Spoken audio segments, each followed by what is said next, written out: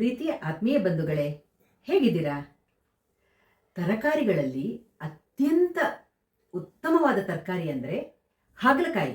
ಎಲ್ಲ ತರಕಾರಿಗಳು ಆರೋಗ್ಯಕ್ಕೆ ಲಾಭದಾಯಕ ಅಥವಾ ಉತ್ತಮ ಆರೋಗ್ಯಕರ ಹೌದು.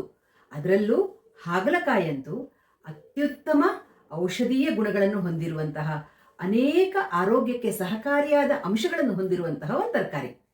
ಸುಲಭವಾಗಿ ಸಿಗುವಂಥದ್ದು, ತರಕಾರಿ ಅಂಗಡಿಗಳಲ್ಲಿ ಸುಲಭವಾಗಿ ಸಿಗುವಂತಹ ತರಕಾರಿ ಹಾಗಲಕಾಯಿ.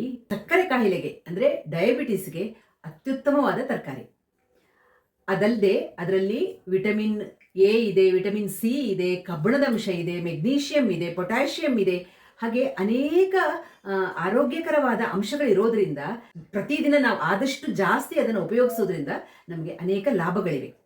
ಹಾಗೆ ವಿಟಮಿನ್ ಎ, ವಿಟಮಿನ್ ಸಿ ಇರೋದ್ರಿಂದ ಕಣ್ಣಿಗೆ, ಕೂದಲಿಗೆ, ಚರ್ಮಕ್ಕೆಲ್ಲ ತುಂಬ ಒಳ್ಳೆಯದು. ಹಾಗೆ ನಾರಿನಂಶ ತುಂಬ ಜಾಸ್ತಿ ಇರೋದ್ರಿಂದ ಅದು ನಮ್ಮ ದೇಹದಲ್ಲಿ ಕರಳಿನ ತೊಂದರೆ ಇರೋರಿಗೆ ತುಂಬ ಒಳ್ಳೆಯದು. ಹಾಗೆ ಕೊಲೆಸ್ಟ್ರಾಲ್ ಅನ್ನು ನಿಯಂತ್ರಣ ಮಾಡೋಕ್ಕಂತೂ ತುಂಬ ಉತ್ತಮವಾದ ಒಂದು ತರಕಾರಿ. ಅದ್ರ ಜೊತೆ ನಾರಿನಂಶ ಇರೋದ್ರಿಂದ ಹಾಗೆ ಕೆಲವು ಔಷಧೀಯ ಅಂಶಗಳು ಅದರಲ್ಲಿ ಇರೋದ್ರಿಂದ ನಿಮಗೆ ಅನೇಕ ರೀತಿಯ ಕ್ಯಾನ್ಸರ್ಗಳನ್ನು ಅದು ತಡೆಗಟ್ಟತ್ತಂತೆ. ಹಾಗಾಗಿ ಅಷ್ಟು ಲಾಭದಾಯಕ, ಅಷ್ಟು ಉತ್ತಮ ಅಂಶಗಳಿಂದ ಕೂಡಿರುವಂತಹ ಹಾಗಲಕಾಯಿಯನ್ನು ನಾವು ಜಾಸ್ತಿ ಸೇವಿಸೋದು ಒಳ್ಳೆಯದೇ ತಾನೆ. ಅನೇಕ ರೀತಿಯ ಅಡುಗೆಗಳನ್ನು ನಾವು ಮಾಡ್ಬೋದು. ಹಾಗಲಕಾಯಿಯನ್ನು ಉಪಯೋಗಿಸಿ ನಾನಿವತ್ತು ನಿಮಗೆ ಒಂದು ಒಣ ಪುಡಿ ಪಲ್ಯ ತೋರಿಸ್ತೀನಿ. ಅಂದರೆ ಅದನ್ನು ನೀವು ಚಟ್ನಿ ಪುಡಿ, ಹಾಗಲಕಾಯಿ ಚಟ್ನಿ ಪುಡಿ ಅಂತಲೂ ಕರಿಬೋದು. ಚಟ್ನಿ ಪುಡಿ ಥರನೇ ಇರುತ್ತೆ. ನೀವು ಪ್ರಯಾಣಕ್ಕೆ ಎಲ್ಲಾದರೂ ಟ್ರಿಪ್ ಹೋಗ್ತೀನಿ ಅಂದಾಗ, ನಿಮಗೆ ಹೊರ ದೇಶಕ್ಕೆಲ್ಲ ಹೋದಾಗ ಆಹಾರದ ಸಮಸ್ಯೆ ಆಗತ್ತೆ. ಅಂಥ ಸಮಯದಲ್ಲಿ ನೀವು ಇದನ್ನು ಮಾಡಿ ತಗೊಂಡು ಹೋದರೆ ನಿಮಗೆ 1 ತಿಂಗಳುಗಳ ಕಾಲ ಅದು ಕೆಡಲ್ಲ. ಹಾಗಾಗಿ ನೀವು ಮಾಡಿ ತಗೊಂಡು ಹೋದರೆ ಊಟಕ್ಕೂ ಚೆನ್ನಾಗಿರುತ್ತೆ, ರುಚಿಕರ ಆಗಿರುತ್ತೆ. ನಮಗೆ ಈವನ್ ನಿಮಗೆ ಹುಷಾರು ತಪ್ಪಿದಾಗ, ನಾಲಿಗೆಗೆ ರುಚಿ ಇಲ್ಲ ಅಂದಾಗ ಎಲ್ಲ ಸಮಯದಲ್ಲೂ ಇದು ತುಂಬ ಹಿತಕರವಾಗಿರುತ್ತೆ, ಅನುಕೂಲಕರವಾಗಿರುತ್ತೆ. ಏನೇನು ಸಾಮಾನುಗಳು ಬೇಕು? ಹಾಗಲಕಾಯಿಯ ಡ್ರೈ ಪಲ್ಯ ಅಥವಾ ಹಾಗಲಕಾಯಿಯ ಚಟ್ನಿ ಪುಡಿ, ನೀವು ಹೇಗೆ ಬೇಕಾದರೂ ಹೇಳ್ಕೊಬೋದು. ಅದಕ್ಕೆ ಏನೇನು ಸಾಮಾನುಗಳು ಬೇಕು ಅನ್ನೋದನ್ನು ಈಗ ಸುಶಾಂತ್ ಹೇಳ್ತಾ ಇದ್ದಾನೆ. ಹಾಗಲಕಾಯಿ ಏನಮ್ಮ ಇದು? ಹಾಗಲಕಾಯಿ, ಕಡಲೆಬೇಳೆ, ಉದ್ದಿನಬೇಳೆ, ಬೆಲ್ಲ, ಹುಣಸೆ ಹಣ್ಣು, ಇಂಗು, ಕರ್ಬೇವು, ಕೊಬ್ಬರಿ ತುರಿ, ಒಣ ಕೊಬ್ಬರಿ ತುರಿ ಅಲ್ಲ, ಇದು ಕತ್ತರಿಸಿ ಇಟ್ಕೊಂಡಿದ್ದೀನಿ. ಒಣ ಕೊಬ್ಬರಿ, ಬ್ಯಾಡಗಿ ಮೆಣಸು. ಆಮೇಲೆ ಏನು ಹಾಕಬೇಕು? ರುಚಿಗೆ ತಕ್ಕಷ್ಟು ಉಪ್ಪು. ರುಚಿಗೆ ತಕ್ಕಷ್ಟು ಉಪ್ಪು ಬೇಕು, ಎಣ್ಣೆ ಬೇಕು. ಇಷ್ಟು ಸಾಮಾನಿದ್ರೆ ನಿಮಗೆ ಹಾಗಲಕಾಯಿಯ ಡ್ರೈ ಪಲ್ಯ, ಪುಡಿ ಪಲ್ಯ ಹೇಗೆ ಮಾಡೋದು ಅಂತ ತೋರಿಸ್ಕೊಡ್ತಾ ಇದ್ದೀನಿ. ಹಾಗಲಕಾಯಿಯನ್ನು ನಾನು ತೊಳೆದು ಸ್ವಲ್ಪ ಒರೆಸಿ ಇಟ್ಕೊಂಡಿದ್ದೀನಿ. ಅದನ್ನು ಚಿಕ್ಕದಾಗಿ ಕಟ್ ಮಾಡ್ಕೋಬೇಕು. ನಾನು ಕಟ್ ಮಾಡಿಕೊಂಡು ನಿಮಗೆ ಸಿಗ್ತೀನಿ. ಹಾಗಲಕಾಯಿಯನ್ನು ನಾನು ಚಿಕ್ಕದಾಗಿ ಕಟ್ ಮಾಡಿ ಇಟ್ಕೊಂಡಿದ್ದೀನಿ. ಮೀಡಿಯಮ್ ಸೈಜಿನ 2 ಹಾಗಲಕಾಯಿ ತಗೊಂಡಿದ್ದೀನಿ. ಅದನ್ನು ಚಿಕ್ಕದಾಗಿ ಕಟ್ ಮಾಡಿ ಇಟ್ಕೊಂಡಿದ್ದೀನಿ. ಹಾಗಲಕಾಯಿ ಕಹಿ ಇರೋ ಕಾರಣ ಅದನ್ನು ಸ್ವಲ್ಪ ಕಹಿಯನ್ನು ತೆಗಿಯೋಕ್ಕೋಸ್ಕರ, ಕಡಿಮೆ ಮಾಡೋಕ್ಕೋಸ್ಕರ ಅದಕ್ಕೆ ಸ್ವಲ್ಪ ಉಪ್ಪು ಮತ್ತು ಅರಿಶಿನ ಪುಡಿ ಹಾಕಿ ಒಂದು 10 ರಿಂದ 15 ನಿಮಿಷಗಳ ಕಾಲ ಚೆನ್ನಾಗಿ ಕಲಸಿ ಇಡಬೇಕು. ನಾನೀಗ ಈ ಬೌಲಲ್ಲಿ ಹಾಗಲಕಾಯಿನ ಹೆಚ್ಚಿರುವಂತಹ ಹಾಗಲಕಾಯಿ ಹೋಳುಗಳನ್ನು ಹಾಕ್ಕೊಂಡು ಅದಕ್ಕೆ ಉಪ್ಪು ಮತ್ತು ಅರಿಶಿನ ಪುಡಿ ಹಾಕಿ ಕಲಸಿ ಇಡ್ತೀನಿ. ಒಂದು 10-15 ನಿಮಿಷ ಆಗುವಾಗ ನಿಮಗೆ ಅದರ ಕಹಿ ಅಂಶ ಎಲ್ಲ ಬಿಟ್ಕೊಳ್ಳತ್ತೆ. ಆಮೇಲೆ ನೀವು ಅದನ್ನು ಹಿಂಡಿ ತೆಗೆದಾಗ ನಿಮಗೆ ಅದರಲ್ಲಿ ಜ್ಯೂಸ್ ಸಿಗತ್ತೆ. ಆ ರಸವನ್ನು ನೀವು ಒಂಚೂರು ನೀರು ಹಾಕ್ಕೊಂಡು ಕುಡಿದ್ರೆ ಡಯಾಬಿಟೀಸಿಗೆ ತುಂಬ ಒಳ್ಳೆಯದು. ಹಾಗಾಗಿ ನಾನು ಇದಕ್ಕೆ ಬೌಲಿಗೆ ಹಾಕ್ಕೊಂಡು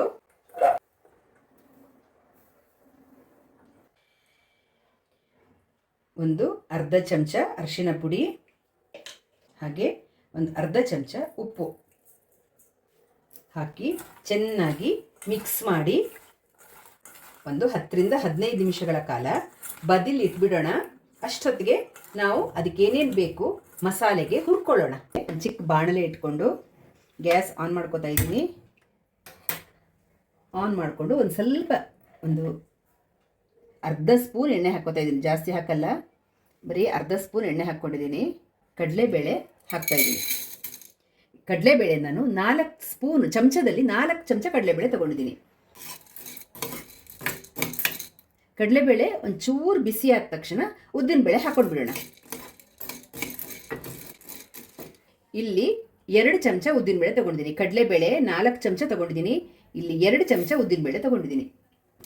ಹಾಗೆ ಇದ್ರ ಜೊತೆನೇ ನೀವು ಬೇಕಾದರೆ ಕರಿಬೇವು ಸೊಪ್ಪು ಎಲ್ಲನೂ ಒಟ್ಟಿಗೆ ಹಾಕ್ಕೊಂಡು ಹುರಿದ್ಬಿಡ್ಬೋದು. ಯಾಕಂದರೆ ಸ್ವಲ್ಪ ಮಾಡ್ತಿದ್ದೀನಿ, ಜಾಸ್ತಿ ಮಾಡ್ತಾ ಇಲ್ಲ. ಇನ್ನೊಂಚೂರು ಬಿಸಿ ಆಗ್ತಿದ್ದ ಹಾಗೆ ನಾನು ಬ್ಯಾಡಗಿ ಮೆಣಸು ಕ್ರಿಸ್ಪ್ ಆಗಬೇಕಲ್ಲ, ಬ್ಯಾಡಗಿ ಮೆಣಸನ್ನು ಹಾಕ್ಕೋತಾ ಇದ್ದೀನಿ. ಈ ಥರ ಪೀಸ್ ಮಾಡಿ ಹಾಕ್ಕೋತಾ ಇದ್ದೀನಿ. ನಾನು 7ರಿಂದ 8 ಬ್ಯಾಡಗಿ ಮೆಣಸು ತೊಗೊಂಡಿದ್ದೀನಿ. ನಾನು ಗುಂಟೂರು ಮೆಣಸೆಲ್ಲ ಹಾಕಲ್ಲ. ನಿಮಗೆ ಖಾರ ಜಾಸ್ತಿ ಬೇಕು ಅಂದರೆ ನೀವು ಗುಂಟೂರು ಮೆಣಸು ಹಾಕ್ಕೋಬೋದು.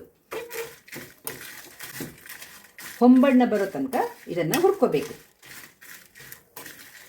ಸ್ವಲ್ಪ ಕಲರ್ ಡಾರ್ಕ್ ಆಗ್ತಾ ಇದೆ, ಫ್ರೈ ಆಗ್ತಾ ಇದೆ. ಈಗ ನಾನು ಕೊಬ್ಬರಿ ಹಾಕ್ಕೋತಾ ಇದ್ದೀನಿ. ಕೊಬ್ಬರಿಯನ್ನು ನೀವು ಒಂಚೂರು ಬಿಸಿ ಮಾಡಿಕೊಂಡ್ರೆ ನಿಮಗೆ ಬಾಳಿಕೆ ಜಾಸ್ತಿ ಬರುತ್ತೆ. ಈ ಸಮಯದಲ್ಲೇ ನಾನು ಹುಣಸೆ ಹಣ್ಣು ಹಾಕ್ಕೋತಾ ಇದ್ದೀನಿ. ಹುಣಸೆ ಇಲ್ಲ ಅಂದರೆ ನೀವು ಹುಣಸೆ ಹಣ್ಣನ್ನು ಸಪ್ರೇಟ್ ಫ್ರೈ ಮಾಡಬೇಕು, ಇಲ್ಲ ಸಣ್ಣ ಆಗಲ್ಲ ಇಲ್ಲ ಅಂದರೆ. ಅದಕ್ಕೆ ನಾನು ಈ ಸಮಯದಲ್ಲೇ ಹುಣಸೆ ಹಣ್ಣು ಹಾಕ್ಕೋತಾ ಇದ್ದೀನಿ. ಒಂದು ಚಿಕ್ಕ ಹುಣಸೆ ಹಣ್ಣು ಸಾಕಾಗತ್ತೆ, ಯಾಕಂದರೆ ಹುಳಿ ಬೇಕೇ ಬೇಕಾಗತ್ತೆ. ಹಾಗಲಕಾಯಿ ಕಹಿ ಇರೋದಕ್ಕೆ ನಿಮಗೆ ಸ್ವಲ್ಪ ಸಿಹಿ, ಉಪ್ಪು, ಖಾರ ಎಲ್ಲನೂ ಸ್ವಲ್ಪ ಜಾಸ್ತಿ ಬೇಕಾಗತ್ತೆ. ಕೆಂಪಾಗ್ತಾ ಇದೆ. ಇಂಗಿನ ಪುಡಿ ತೊಗೊಂಡಿದ್ದೀನಿ ನಾನು. ನೀವು ಮೆತ್ತಗಿನ ಇಂಗಿದ್ರೆ, ಗಟ್ಟಿ ಇಂಗ್ ಇದ್ರೇನು ಹಾಕೋಬೋದು. ನಾನು ಇಂಗಿನ ಪುಡಿಯನ್ನು ಈಗ ಸೇರಿಸ್ಕೊತಾ ಇದ್ದೀನಿ.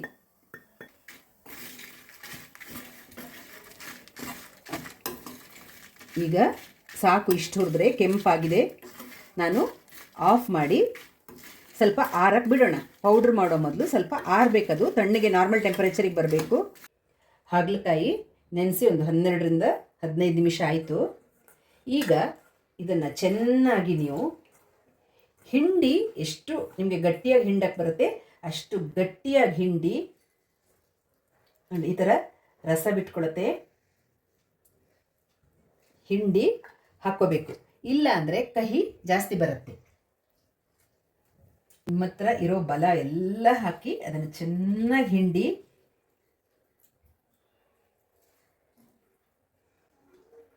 ನೋಡಿ ಎಷ್ಟು ನೀರು ಬಿಡ್ತಾ ಇದೆ ಅಂತ. ಕಹಿ ಕಡಿಮೆ ಆಗತ್ತೆ. ಇಲ್ಲ ನನಗೆ ಕಹಿ ತೊಂದರೆ ಆಗಲ್ಲ ಅನ್ನೋರು ಇದು ಈ ಹಂತವನ್ನು ಮಾಡಬೇಕಂತೇನಿಲ್ಲ, ಡೈರೆಕ್ಟಾಗಿ ಹುರಿದು ಬಿಡ್ಬೋದು.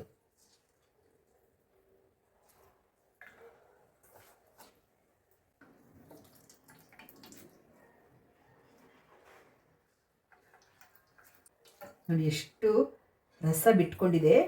ನೀವು ಇದಕ್ಕೊಂದು ಸ್ವಲ್ಪ ನೀರು ಹಾಕ್ಕೊಂಡು ಕುಡಿಬೋದು. ಇಲ್ಲಾಂದರೆ ಸ್ವಲ್ಪ ಉಪ್ಪು ಜಾಸ್ತಿ ಅನಿಸ್ಬೋದು. ಅದಕ್ಕೋಸ್ಕರ ಒಂದು ಸ್ವಲ್ಪ ನೀರು ಸೇರಿಸ್ಕೊಂಡು, ಕಹಿನೂ ಕಡಿಮೆ ಆಗುತ್ತೆ, ತುಂಬ ಒಳ್ಳೆಯದು ಆರೋಗ್ಯಕ್ಕೆ. ನೋಡಿ ಇಷ್ಟು ಹಾಗಲಕಾಯಿಯ ರಸ ಬಂದಿದೆ. ಇದರಲ್ಲಿ ನಾನು ಹಿಂಡಿ ಇಟ್ಕೊಂಡಿದ್ದೆ ಹಾಗಲಕಾಯಿ, ಇದರಲ್ಲಿ ಕಹಿ ಅಂಶ ಈಗ ಕಡಿಮೆ ಆಗಿರುತ್ತೆ. ನಾವು ಇದನ್ನು ಈಗ ಗ್ಯಾಸ್ ಮೇಲೆ ಹುರ್ಕೋಬೇಕು, ಚೆನ್ನಾಗಿ ಹುರ್ಕೋಬೇಕು. ಒಂದು ಬಾಣಲಿ ಗ್ಯಾಸ್ ಮೇಲೆ ಇಟ್ಕೊಂಡಿದ್ದೀನಿ. ಅದಕ್ಕೆ ಸ್ವಲ್ಪ ಎಣ್ಣೆ ಜಾಸ್ತಿ ಬೇಕಾಗತ್ತೆ ಹುರಿಯೋಕ್ಕೆ. ನಾನು ಕೊಬ್ಬರಿ ಎಣ್ಣೆ ಬಳಸ್ತಾ ಇದ್ದೀನಿ.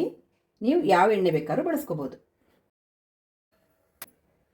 ಎಣ್ಣೆ ಬಿಸಿ ಆದ ತಕ್ಷಣ ಉದ್ದಿನಬೇಳೆ, 1 ಚಮಚ ಉದ್ದಿನಬೇಳೆ ಹಾಕ್ಕೊಂಡಿದ್ದೀನಿ. ಹಾಗೆ ಸಾಸಿವೆ ಹಾಕ್ತಾ ಇದ್ದೀನಿ 1 ಚಮಚ. ಬೇಕಾದರೆ ನೀವು ಒಂಚೂರು ಇಂಗು ಈಗ ಹಾಕ್ಕೋಬೋದು, ಇನ್ನೊಂಚೂರು ಇಂಗು ಬೇಕು ಅಂದರೆ ಹಾಕ್ಕೋಬೋದು. ಸಾಸಿವೆ ಚಟಪಟ ಅಂದ ತಕ್ಷಣ 4 ಕರಿಬೇವು ಹಾಕ್ತಾಯಿದ್ದೀನಿ. ಹಾಕಿ ಈ ಹಾಗಲಕಾಯಿ ಹಿಂಡಿ ಇಟ್ಕೊಂಡಿದ್ದೀವಲ್ಲ, ಈ ಹಾಗಲಕಾಯಿನ ಹಾಕ್ತಾಯಿದ್ದೀನಿ.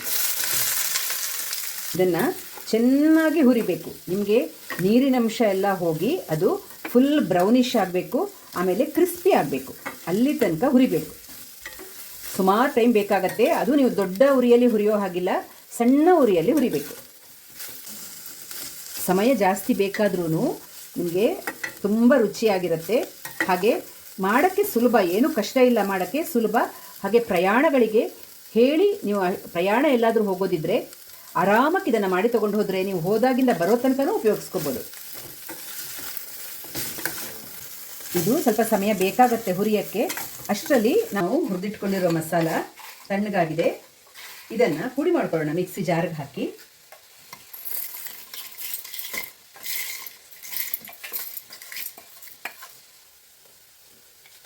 ಇದನ್ನು ಮಸಾಲ ಪೌಡ್ರ್ ಮಾಡ್ಕೊಂಡು ಬರ್ತೀನಿ. ತುಂಬ ನುಣ್ಣಗೆ ಬೇಡ, ಸ್ವಲ್ಪ ತರಿತರಿಯಾಗಿ ಪೌಡ್ರ್ ಮಾಡಬೇಕು. ಇದನ್ನು ಪುಡಿ ಮಾಡಿದ್ದೀನಿ, ತರಿತರಿಯಾಗಿ ಪುಡಿ ಮಾಡಿದ್ದೀನಿ. ಇನ್ನೊಂದು ರೌಂಡು ಅದಕ್ಕೆ ಉಪ್ಪು ಹಾಕ್ಕೊಂಡ್ಬಿಟ್ಟೆ. ನಾವು ಹಾಗಲಕಾಯಿಗೆ ಉಪ್ಪು ಹಾಕಿನೇ ನಾವು ನೆನೆಸಿದ್ದೀವಿ, ಹಾಗಾಗಿ ಅದರಲ್ಲಿ ಸ್ವಲ್ಪ ಉಪ್ಪಿನಂಶ ಇರುತ್ತೆ. ಇದಕ್ಕೆ ಮಾತ್ರ ಸ್ವಲ್ಪ ಉಪ್ಪು ಹಾಕಿಬಿಟ್ಟು ನಾನು ಮಿಕ್ಸಿ ಮಾಡಿಬಿಟ್ಟು ಅದಕ್ಕೆ ಮಿಕ್ಸ್ ಮಾಡ್ತೀನಿ. ಅಲ್ಲಿ ಉಪ್ಪು ಅದಕ್ಕೂ ಹಾಗಲಕಾಯಿಗೆ ಉಪ್ಪು ಹಾಕಲ್ಲ. ಉಪ್ಪು ಹಾಕಿರೋದಕ್ಕೆ ಒಂದ್ಸಲ ಮಿಕ್ಸಿನಲ್ಲಿ ರೌಂಡು ಪಲ್ಸಲ್ಲಿ ಆನ್ ಮಾಡಿ ಜಸ್ಟ್ ಪಲ್ಸ್ ಮಾಡಿ ತಗೊಂಬರ್ತೀನಿ. ಇದು ಇನ್ನೂ ಸ್ವಲ್ಪ ಚೆನ್ನಾಗಿ ಬ್ರೌನ್ ಆಗಬೇಕು. ಈ ಸ್ಟೀಲ್ ಬಾಣಲಿಗಳಲ್ಲಿ ಸ್ವಲ್ಪ ಇದೆಲ್ಲ ಕಷ್ಟ ಆಗುತ್ತೆ, ತಳ ಹಿಡ್ಕೊಳ್ಳುತ್ತೆ. ದಪ್ಪ ತಳ ಇರೋ ಸ್ಟೀಲ್ ಬಾಣಲಿ ಆದರೆ ಆಗತ್ತೆ, ಇದಷ್ಟು ದಪ್ಪ ತಳ ಇಲ್ಲ. ಚೆನ್ನಾಗಿ ಬ್ರೌನ್ ಆಗೋ ತನಕ ಹುರಿಬೇಕು. ಸುಮಾರು ಅರ್ಧ ಗಂಟೆಯಷ್ಟು ಸಣ್ಣ ಉರಿಯಲ್ಲಿ ಹುರಿದಿದ್ದೀನಿ ಹಾಗಲಕಾಯನ್ನು. ನೋಡಿ ಈಗ ಕಲರ್ ಚೇಂಜ್ ಆಗಿ ಅದರ ನೀರಿನಂಶ ಎಲ್ಲ ಏನೂ ಇಲ್ಲ. ಫುಲ್ ಅರ್ಧ ಗಂಟೆ ಹುರಿದಾಯಿತು ಸಣ್ಣ ಉರಿಯಲ್ಲಿ. ನೋಡಿ ಸಿಮ್ಮಲ್ಲೇ ಹುರಿದು ಈ ಥರ ಆಗಿದೆ. ಈಗ ನಾವು ಮಸಾಲನ್ನ ಅದಕ್ಕೆ ಆ್ಯಡ್ ಮಾಡೋಣ. ಇಲ್ಲಿ ರುಬ್ಕೊಂಡಿರೋ ಮಸಾಲ ರೆಡಿಯಾಗಿದೆ.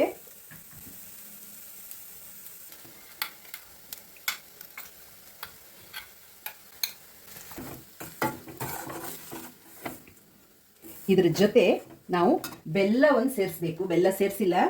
ಬೆಲ್ಲ 1.5 ಚಮಚ ಬೆಲ್ಲ ಸೇರಿಸಿದ್ದೀನಿ. ಆರ್ಗ್ಯಾನಿಕ್ ಬೆಲ್ಲ ಹಾಕಿದ್ದೀನಿ ನಾನು, ಪೌಡ್ರು ಬೆಲ್ಲದ್ದು. ಈಗ ಇದನ್ನು ಚೆನ್ನಾಗಿ ಮಿಕ್ಸ್ ಮಾಡಿ ಇಳಿಸ್ಕೊಂಡ್ರೆ ನಿಮಗೆ ಪಲ್ಯ ರೆಡಿ ಆಗುತ್ತೆ. ಮೊಸರನ್ನಕ್ಕೆ, ಚಪಾತಿಗೆ, ನೀವು ಯಾವುದ್ರ ಜೊತೆನೂ ಇಲ್ಲ ಹಾಗೇ ಒಂದು ಬಿಸಿ ಬಿಸಿ ಅನ್ನಕ್ಕೆ ತುಪ್ಪ ಹಾಕ್ಕೊಂಡು ಈ ಹಾಗಲಕಾಯಿ ಡ್ರೈ ಪಲ್ಯ ಹಾಕ್ಕೊಂಡು ಊಟ ಮಾಡಿದ್ರಂತೂ ನಿಮಗೆ ಅಷ್ಟು ನಾಲ್ಗೆಗೆ ಹಿತವಾಗಿರುತ್ತೆ. ಎಮರ್ಜೆನ್ಸಿ ಅಂದಾಗ ನಿಮಗೆ ಚಪಾತಿಗೆ, ದೋಸೆಗೆ ಎಲ್ಲದಕ್ಕೂ ಆಗತ್ತೆ. ಇದೆಲ್ಲ ನೀವು ಹುರಿದು ಪುಡಿ ಮಾಡೋದ್ರಿಂದ ತುಂಬ ಏನು ಮಿಕ್ಸ್ ಮಾಡೋದು ಬೇಕಾಗಲ್ಲ. ಸಾಕು, ಎಲ್ಲನೂ ಕ್ರಿಸ್ಪಾಗಿರುತ್ತೆ. ಈಗ ನೋಡಿ ಇನ್ನು ಸಾಕಿದು ರೆಡಿ ಆಯಿತು. ನೋಡಿ ಎಷ್ಟು ಚೆನ್ನಾಗಿದೆ ಅಂದರೆ ನೋಡಿ. ಈಗ ಗ್ಯಾಸನ್ನು ನಾನು ಆಫ್ ಮಾಡ್ತಾ ಇದ್ದೀನಿ. ತುಂಬ ರುಚಿಕರ ಆಗಿರುವಂತಹ ಹಾಗಲಕಾಯಿ ಪುಡಿ ಪಲ್ಯ ರೆಡಿಯಾಗಿದೆ. ನೋಡಿ ನೋಡಿ ಆದ್ಮೇಲೆ ಹಾಗಲಕಾಯಿ ಪುಡಿ ಪಲ್ಯ ಅಥವಾ ನೀವು ಹಾಗಲಕಾಯಿ ಚಟ್ನಿ ಪುಡಿ ಅಂತಾನು ಹೇಳ್ಬೋದು. ಬೇಕನ್ಸೋರು ಕೆಲವರು ಈ ಹಾಗಲಕಾಯನ್ನು ಕೊನೆಗೆ ಮಿಕ್ಸಿಗೆ ಒಂದ್ಸಲ ಹಾಕ್ಕೊಂಡು ಪಲ್ಸ್ ಥರ ಮಾಡಿ ತೆಗಿತಾರೆ. ಅಥವಾ ಕೆಲವರು ಹಾಗಲಕಾಯಿ ಹುರಿಯೋವಾಗ ಬೆಳ್ಳುಳ್ಳಿ ಹಾಕೋತಾರೆ. ಹಾಕೋಬೋದು, ನಿಮ್ಮ ಇಷ್ಟ. ನಾವು ಈರುಳ್ಳಿ ಬೆಳ್ಳುಳ್ಳಿ ಸ್ವಲ್ಪ ಕಡಿಮೆ ಆಗಿರೋದಕ್ಕೆ ನಾನು ಉಪಯೋಗಿಸಲ್ಲ ಜಾಸ್ತಿ. ನೋಡಿ ಎಷ್ಟು ಚೆನ್ನಾಗಿ ಬಂದಿದೆ. ನಾನು ಇದನ್ನು ಈ ಬೌಲಿಗೆ ಟ್ರಾನ್ಸ್ಫರ್ ಮಾಡ್ತಾ ಇದ್ದೀನಿ. ಬಿಸಿ ಇದೆ. ಫುಲ್ ಆರಿದ ಮೇಲೆ ನೀವು ಒಂದು ಗಾಳಿ ಆಡದೇ ಇರುವಂತಹ ಡಬ್ಬದಲ್ಲಿ ಹಾಕಿ 1 ತಿಂಗಳ ತನಕನೂ ಶೇಖರಿಸಿ ಇಟ್ಕೋಬೋದು. ಹೊರಗಡೆನೇ ಇಡ್ಬೋದು, ಫ್ರಿಜ್ಜಲ್ಲಿ ಇಡೋ ಅಗತ್ಯನೂ ಇಲ್ಲ. ಒಂದ್ಸಲ ಮಾಡಿ ತಿಂದು ನೋಡಿ ಎಷ್ಟು ರುಚಿಕರ ಆಗಿರುತ್ತೆ ಅಂತ. ನೋಡಿ ಆದ್ಮೇಲೆ ಹಾಗಲಕಾಯಿಯ ಪುಡಿ ಪಲ್ಯ ಅಥವಾ ಹಾಗಲಕಾಯಿ ಚಟ್ನಿ ಪುಡಿ ಅಂತಾನೂ ಕರಿಬೋದು ಸಿದ್ಧವಾಗಿದೆ. ತುಂಬ ರುಚಿಕರ, ಆರೋಗ್ಯಕರ. ನಿಮಗೆ ಅನೇಕ ದಿನಗಳ ಕಾಲ ಅದನ್ನು ಹೊರಗಡೆ ಇಟ್ಕೊಂಡೇ ಉಪಯೋಗಿಸ್ಬೋದು. ಫ್ರಿಜ್ಜಲ್ಲಿಡೋ ಅಗತ್ಯನೇ ಬರಲ್ಲ. ಆಮೇಲೆ ಪ್ರಯಾಣಕ್ಕಂತೂ ಮಾಡಿ ತಗೊಂಡು ಹೋದಾಗ ನಿಮಗೆ ಆಹಾರದ ತೊಂದರೆನೂ ಬರಲ್ಲ. ಮೊಸರನ್ನಕ್ಕಂತೂ ಹೇಳಿ ಮಾಡಿಸಿರೋ ಥರ ಇರುತ್ತೆ. ಬಿಸಿ ಅನ್ನದ ಜೊತೆ 1 ಚಮಚ ಬಿಸಿ ತುಪ್ಪ ಹಾಕ್ಕೊಂಡು ಇದನ್ನು ಕಲಿಸ್ಕೊಂಡು ಊಟ ಮಾಡಿದ್ರಂತೂ ಅದು ಊಟ ಮಾಡೋ ಅನುಭವನೇ ಬೇರೆ. ಹಾಗಾಗಿ ನೀವು ಮಾಡ್ಕೊಳ್ಳಿ. ತುಂಬ ಸುಲಭ, ತುಂಬ ಚೆನ್ನಾಗಿರುತ್ತೆ. ಸ್ವಲ್ಪ ಹುರಿಯೋಕ್ಕೆ ಟೈಮ್ ಬೇಕು ಬಿಟ್ಟರೆ ಇನ್ನೂ ತುಂಬ ಸುಲಭದಲ್ಲಿ ಮಾಡ್ಕೋಬೋದು. ಹಾಗೆ ರುಚಿಕರವಾದಂತಹ ಹಾಗಲಕಾಯಿ ಪುಡಿ ಪಲ್ಯ ರೆಡಿ ಇದೆ. ಮಾಡ್ಕೊಳ್ಳಿ ಅಂತ ಹೇಳ್ತಾ ಸಿಗೋಣ ಮುಂದಿನ ವಿಡಿಯೋದಲ್ಲಿ. ಅಲ್ಲಿ ತನಕ ರಾಯರು ನಿಮ್ಮೆಲ್ಲರನ್ನ ಚೆನ್ನಾಗಿಟ್ಟಿರ್ಲಿ ಅಂತ ಪ್ರಾರ್ಥಿಸ್ತಾ ಸಿಗೋಣ. ಧನ್ಯವಾದಗಳು. ನಮಸ್ಕಾರ.